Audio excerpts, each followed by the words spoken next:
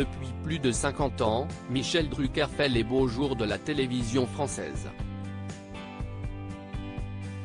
Durant toutes ces années, il s'est aussi forgé des amitiés avec d'autres personnalités, notamment avec Pascal Sevran, lui aussi animateur télé pendant de nombreuses années. Si ce dernier est aujourd'hui décédé, le célèbre présentateur de Vivement Dimanche garde des souvenirs bien précis de l'homme qu'il a été. Dans son livre intitulé De la lumière à l'oubli et paru en octobre 2013 aux éditions Robert Laffont, il se souvient d'un homme très drôle mais aussi caractériel.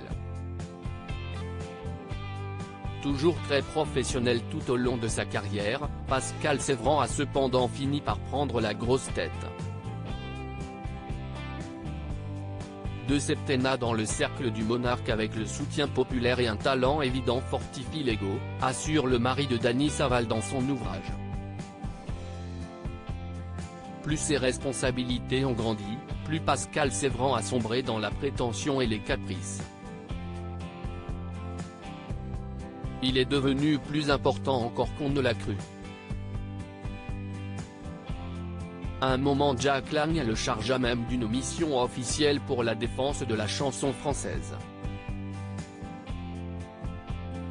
Il savourait cette responsabilité sans perdre sa liberté, raconte-t-il. Rire des autres et de soi ne s'est jamais éteint chez lui. Malgré son caractère bien trempé, Pascal Sevran a gardé son humour décapant tout au long de sa vie. Une qualité indéniable que Michel Drucker a toujours appréciée et même admirée.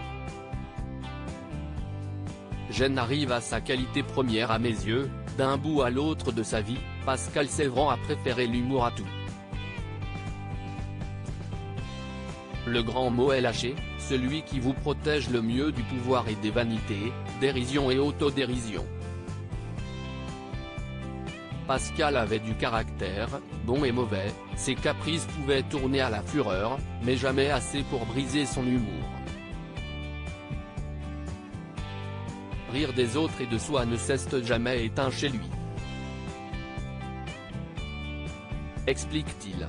Jusqu'en 2008, année où l'animateur s'est finalement éteint, Michel Drucker et lui ont entretenu une belle amitié. Pascal était mon ami. Il n'avait rien oublié de la brève période où je lui avais fait gagner un peu mieux sa vie quand il en avait encore besoin, conclut-il avec nostalgie.